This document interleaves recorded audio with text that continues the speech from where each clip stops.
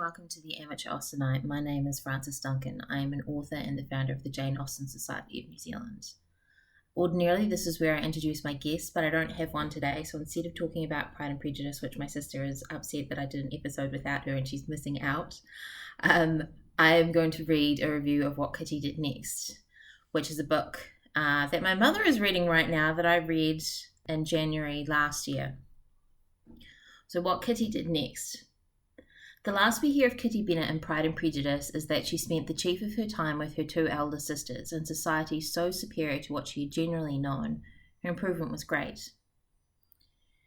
Carrie Caglian, I don't know if I'm saying her surname correctly, takes us on Kitty's journey of improvement and What Kitty Did Next. It's in line with her fate as envisioned by Jane Austen, but I won't spoil the ending by telling you. As Kitty matures, she's able to see that where she was led astray and why. Carrie agrees with the hypothesis that I've long held that Kitty was sick as a child.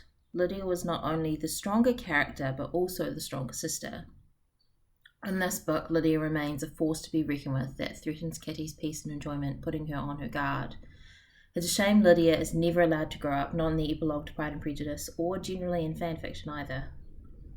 Carrie does a fine homage to Austen's writing with a few gems Austen could have written herself, some so good you'll laugh out loud. Epiphanies, however, will come when they want and pay no heed to social customs or the dinner hour. That one made me laugh out loud. It's a slow story. You're almost waiting for something to happen, but it's like visiting old friends where things never change. The end comes as a bit of a surprise and is rushed over in a quick exchange, but it does avoid the slight awkwardness of the last few chapters of its predecessor. What Katie Did Next is a children's book from the late 1800s, published about 70 years after the events in What Kitty Did Next, which was published in 2018. It makes the title of this novel have a familiar ring that you can't quite place, a little like Carrie's writing reminds you of Austen's. And that is my review of What Kitty Did Next. It's a good book, obviously.